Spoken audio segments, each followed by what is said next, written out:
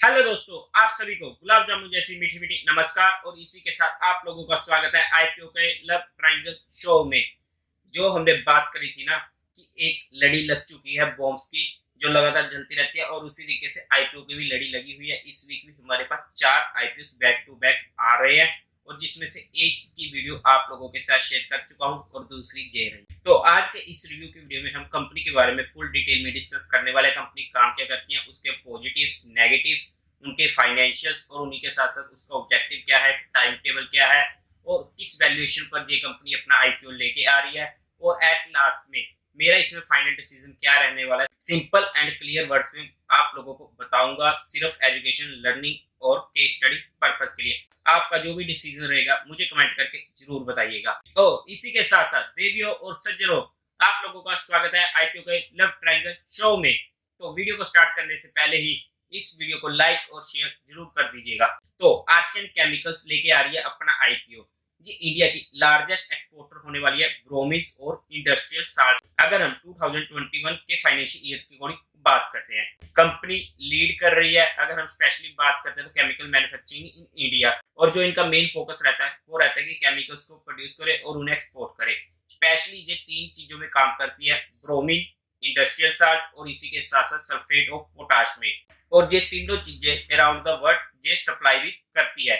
और इसी के साथ साथ अगर हम बात करते हैं इनके कस्टमर बेस की, तो इनके 18 तो ग्लोबल कस्टमर रहने वाले हैं, जो कि 13 कंट्रीज में आते हैं। और अगर हम इंडिया में बात करते हैं तो 24 डोमेस्टिक कस्टमर इनके पास रहने वाले हैं। और इसी के साथ साथ कंपनी लार्जेस्ट एक्सपोर्टर रहने वाली है इंडस्ट्रियल साल्ट की इन इंडिया में, जहां पर इन्होंने 2.7 मिलियन मेगा टन एक्सपोर्ट किया है, अगर हम 2021 के अकॉर्डिंग बात करते हैं। और इसी के साथ साथ अगर हम बात करें कि इंडिया में से सबसे ज्यादा ब्रोमीन बार एक्सपोर्ट कौन करता है, तो वो भी यही कंपनी रहने वाली है, आर्चिन केमिकल इंडस्ट्री लिमिटेड। और इसी के साथ साथ ये कंपनी अकेली ऐसी कंपनी है जो सल्फेट पोटैश को भी इंडिया में मैन्युफैक्चरिंग करती है। अगर हम कंपनी की इस बिजनेस की बात करते हैं तो ये B2B में ज्यादा फोकस रहता है, चाहे फिर वो इंडिया में हो या ग्लोबली हो। और इसी के साथ साथ अगर हम कंपनी की अगर मैन्युफैक्चरिंग फैसिलिटी की बात करते हैं तो वो रहने वाली है हाजीपुर में, जो कि गुजरात में लोकेटेड है, रन ऑफ कच्छ में। अब अगर हम कंपनी के पॉजिटिव्स की बात करते हैं तो सबसे पहले तो ये लीड कर रही है ऑब्वियसली अपने सेक्टर में। और इसी के साथ साथ अगर हम बात करते हैं ब्रोमीन और इंडस्ट्रियल साल्ट में, ये कंपनी में काफी ज्यादा एक्सपैंड भी कर रही है, और उसी के साथ साथ ग्रोथ भी हमें देखने को मिल रही है। अगर हम दूसरे पॉइंट की बात करते हैं तो इनका हाई एंट्री बैरियर्स रहने वाला है, स्पेशली मैरीन केमिकल इंडस्ट्रीज में। और थर्ड, जो इनका इंफ्रास्ट्रक्चर वगैरह है वो भी काफी ज्यादा वेल एस्टैब्लिश्ड है। अगर हम कॉस्ट के नजरिए से भी देखते हैं तो वहां पर भी हमें काफी एक्सटेंशन देखने को मिल जाती है। फोर्थ पॉइंट, कंपनी का काफी ज्यादा फोकस रहता है इन्वायरमेंट और सेफ्टी पर। और इसी के साथ नेक्स्ट, ये कंपनी लार्जेस्ट एक्सपोर्टर होने वाली है, अगर हम ब्रोमीन और इंडस्ट्रियल साल्ट में देखते हैं ऑन ग्लोबल बेसिस। और इसी के साथ जो भी इनका फाइनेंशियल परफॉर्मेंस है काफी ज्यादा स्ट्रॉन्ग रहने वाला है और कंसिस्टेंस भी है। और इसी के साथ साथ एट लास्ट इनके पास काफी ज्यादा एक्सपीरियंस मैनेजमेंट टीम है। अब अगर हम कंपनी के फाइनेंशियल्स की बात करते हैं तो टोटल सेट्स में अगर हम सबसे पहले देखते हैं तो 31 मार्च 19 में 1260 करोड़, 31 मार्च 2020 में 1420 करोड़, 31 मार्च 2022 में 1520 करोड़, और इसी के साथ साथ 30 जून 2022 में 1600 करोड़। काफी अच्छी ग्रोइंग रेट हमें जहां पर देखने को मिल रही है। अगर हम टोटल रेवेन्यू की बात करते हैं तो 31 मार्च 19 में 570 करोड़, 31 मार्च 2020 में 600 करोड़, 31 मार्च 2022 में 1100 करोड़, और 30 जून 2022 में 400 करोड़, जहां पर भी हमें अच्छी ग्रोथ देखने को मिल रही है। अगर हम 19 से लेके 2022 तक जाते तो अप्रोक्स डबल हो चुके हैं। अब अगर हम प्रॉफिट आफ्टर टैक्स की बात करते हैं तो 31 मार्च 19 में 40 करोड़, 31 मार्च 2020 में 36 करोड़ का लॉस जहां पर देखने को मिला है, और उसके बाद 31 मार्च 2022 में 190 करोड़, काफी अच्छा रिकवर जहां पर किया है। तो जो ये नेगेटिव पॉइंट था इनका, उसको काफी अच्छे से इन्होंने टेक केयर किया। अब अगर हम 30 जून 2022 में देखते हैं तो 84 करोड़ का जहां पर प्रॉफिट देखने को मिल रहा है। हालांकि जहां पर एक साल में हमें लॉस देखने को मिला है प्रॉफिट आफ्टर टैक्स में, लेकिन अगर हम ओवरऑल बात करते हैं ना प्रॉफिट आफ्टर टैक्स की, काफी अच्छा रिस्पॉन्स हमें देखने को मिला है। और कंपनी के प्रॉफिट आफ्टर टैक्स काफी गुना बढ़े हैं अगर हम स्टार्टिंग से बात करते हैं, यानी कि 219 से। अब अगर हम नेटवर्थ की बात करते हैं तो 31 90 में 42 करोड़, 31 मार्च 2020 में 6 करोड़, 31 मार्च 2022 में 260 करोड़, और इसी के साथ साथ 30 जून 2022 में 340 करोड़। नेटवर्थ में भी काफी उछाल हमें देखने को मिला है, जो कंपनी की फाइनेंशियल को और मजबूत करते हैं। और अगर हम टोटल बोरोइंग्स की बात करते हैं ना, तो 31/19 में 770 करोड़, 31 मार्च 2020 में 900 करोड़, 31 मार्च 2022 में 920 करोड़ और 30 जून 2022 में 915 करोड़। टोटल बोरोइंग में भी हमें इजाफा देखने को मिला है, बट जहां पर इतने ज्यादा इजाफा नहीं है, डिसेंट सा हम बोल सकते हैं। लेकिन इसका मतलब ये नहीं है कि टोटल बोरोइंग कम है। टोटल बोरोइंग की अमाउंट भी काफी ज्यादा बड़ी है। 915 करोड़ कोई छोटी मोटी अमाउंट नहीं है। अगर हम ऑब्जेक्टिव ऑफ द इशू की बात करते हैं, जो तो इनका ओएफएस रहने वाला है, वो तो जाएगा शेयर होल्डर्स के पास। और उसके अलावा जो पैसा कंपनी के पास जाने वाला है, उनमें से एक पॉइंट तो रहने वाला है कि इनको रिडेम्पशन करनी है, जो भी इनको एनसीडीज वगैरह इशू हुई है कंपनी की तरफ से। और दूसरा जो होने वाला है जनरल कॉर्पोरेट पर्पस। अब अगर हम कंपनी के टाइम टेबल की बात करते हैं, तो ओपनिंग डेट 9 नवंबर, क्लोजिंग डेट 11 नवंबर, अलॉटमेंट डेट 16 नवंबर, इनिशिएशन ऑफ रिफंड डेट 17 नवंबर, आपके अकाउंट में शेयर लिस्ट हो जाएंगे इफ अलॉटेड 18 नवंबर।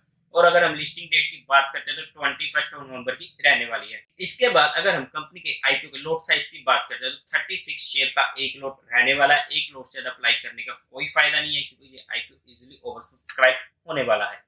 14,652 रुपीज की अमाउंट रहने वाली है। अगर हम एचएनआई कैटेगरी में बात करते हैं, तो बिग एचएनआई, जहां पर आपको 69 नोट्स अप्लाई करने पड़ेंगे, 2484, जहां पर आपके पास शेयर्स की क्वांटिटी फिलअप करनी पड़ेगी, और जिसकी अमाउंट हमें पड़ेगी 10,10,988 रुपीज।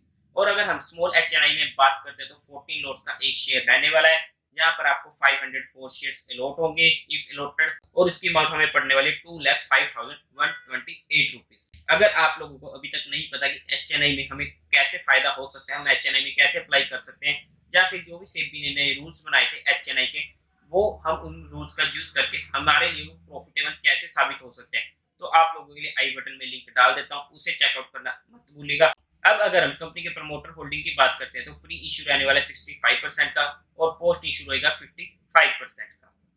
अब अगर हम कंपनी की कुछ और डिटेल्स की बात करते हैं, तो 2 रुपीज पर शेयर का फेस वैल्यू रहने वाला है। 386 से 407 का प्राइस में रहने वाला है। हमें तो अप्लाई करना है कट ऑफ प्राइस। अगर हम एचएनआई में कर रहे हैं, तो 407 हमें फिलअप करना पड़ेगा। और इसी के साथ साथ 36 शेयर का लॉट होने वाला है। 1462 करोड़ का ये रहने वाला है इशू साइज। हालांकि इशू साइज छोटा नहीं है, इस चीज को हम इग्नोर नहीं कर सकते, एक डिसेंट रहने वाला है। और इसी के साथ साथ अगर हम फ्रेश इशू की बात करते हैं, तो 805 करोड़ का रहेगा, और ओएफएस रहेगा 657 करोड़ का। मतलब कि कंपनी के पास जाएगा 805 करोड़ रुपए, जिसे कंपनी अपने लिए यूज करेगी, जहां पर वो अपनी बोरिंग्स को पे करेगी, और उसके बाद कुछ अमाउंट अपने एक्सपेंशन वगैरह में या फिर किसी भी तरीके से यूज करेगी, जो कि उनका जनरल कॉर्पोरेट पर्पस में रहने वाला है। और इसके बाद बीएससी एनएससी दोनों में लिस्ट होने वाला है। अगर हम कोटा की बात करते हैं, तो 75% का क्वालिफाइड में, एचएनआई का 15%, और जहां पे रिटेल कैटेगरी को मिलने वाला है 10%। अब अगर हम कंपनी के प्रमोटर की बात करते हैं, तो chemical speciality LLP, Ravi Pendurthi and Ranjit Pendurthi company के प्रमोटर्स रहने वाले हैं। अब अगर हम कंपनी की कुछ और वैल्यूएशंस की बात करते हैं कि किस वैल्यूएशन पर ये कंपनी आ रही है, तो उससे पहले आप लोगों को डीमेट अकाउंट की जरूरत पड़ने वाली है, अगर आप लोगों को आईपीओ अप्लाई करना है। और जब हमारे पास डीमेट अकाउंट होते हैं, मतलब कि हमारी फैमिली मेंबर्स के या फिर हमारे फ्रेंड्स के, तो वहां पर हमारे पास ज्यादा प्रोबेबिलिटी हो जाती है आईपीओ मिलने की। तो डिस्क्रिप्शन में आपको इंडिया के बेस्ट ब्रोकर्स का ओपनिंग लिंक मिल जाएगा, जहां से आप अपना अकाउंट ओपन करवा सकते हो। अगर आप हमारे लिंक से अकाउंट ओपन करवाते हो, तो आपको एक प्राइवेट टेलीग्राम चैनल पे जोड़ा जाएगा, जहां पर मैं एडिशनल इंफॉर्मेशन आप लोगों के साथ शेयर करता हूं। अब अगर हम कंपनी की वैल्यूएशंस की बात करते हैं, तो 2022 के अकॉर्डिंग कंपनी की ईपीएस रहने वाली है 18.26 की।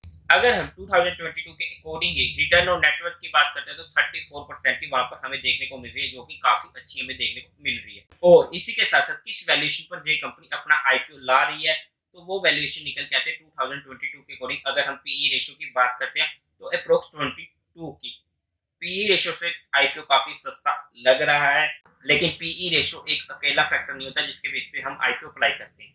अगर हम पीयर कंपैरिजन में जाकर देखते हैं, तो सबसे पहले दीपक नाइट्राइट, जिसका पीई रेशियो चल रहा है 29 का। उसके बाद न्यूजन केमिकल्स, जिसका पीई रेशियो चल रहा है 80 का। और अगर हम आरती इंडस्ट्रीज की बात करते हैं, तो उसका पीई रेशियो चल रहा है 19 का। अगर हम लास्ट में बात करते हैं टाटा केमिकल्स, जिसका पीई रेशियो चल रहा है 4 का।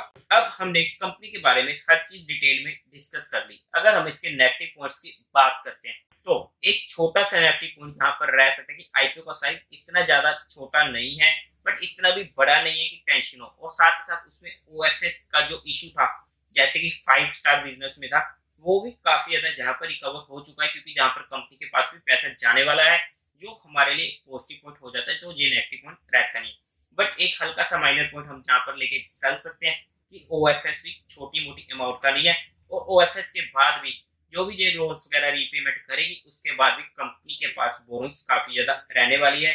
इस पॉइंट को हम नजरअंदाज नहीं कर सकते, चाहे एक छोटा सा पॉइंट है। और दूसरा नेगेटिव पॉइंट, हालांकि ये कंपनी के रिलेटेड नहीं है, ऑलरेडी जहां पर काफी ज्यादा आईपीओ ओपन हुए हैं, कौन से आईपीओ पे कैसे फंडिंग जा रही है, किस तरीके से क्वालिफाइड, किस तरीके से एचएनआई कैटेगरी अपना पैसा किस आईपीओ में डालती है, उसके बेस पर किस आईपीओ की डिमांड ज्यादा जाती है, वो सब चीजों को हमें देखना पड़ेगा। इसलिए सभी आईपीओ में थोड़ी असमंजस स्थितियां बनी हुई है, लेकिन फिर भी मैं अगर अपने फाइनल डिसीजन की बात कर दूं जो कि सिर्फ एजुकेशन लर्निंग पर्सपेक्टिव रहने वाला है, तो मैं इस आईपीओ को बीइंग एग्रेसिव रिटेल कैटेगरी में इजीली अप्लाई कर सकता हूं, बट अभी कोई भी कंफर्मेशन नहीं है क्योंकि एट लास्ट में मैं रिस्पॉन्स देखना चाहूंगा फाइनल डे पर कैसे आता है क्वालिफाइड और एचएनआई का। और अगर मैं बात करूं एचएनआई कैटेगरी में तो वहां पर तो मैं ऑब्वियसली इन दोनों का रिस्पॉन्स देखने के बाद ही कोई डिसीजन बनाऊंगा कि मैं इसे एचएनआई कैटेगरी में अप्लाई कर रहा हूं या नहीं कर रहा हूं। बट अगर मैं ओवरऑल आईपीओ की बात करूं तो ये आईपीओ इतना बुरा नहीं है। अगर हम कंपेयरिंग करते हैं 5 स्टार बिजनेस से तो उससे काफी बेटर ये आईपीओ रहने वाला है। लेकिन जो भी मेरा फाइनल डिसीजन रहने वाला है वो मैं आप लोगों के साथ शेयर कर दूंगा, चाहे हमारे डेली के शो मार्केट का पैचअप और ब्रेकअप में किया जाए, चाहे फिर आप लोगों को अलग से रील बनाकर करूं। अदरवाइज आप लोग टेलीग्राम चैनल का पार्ट बन सकते हो जो कि बिल्कुल फ्री है सभी के लिए।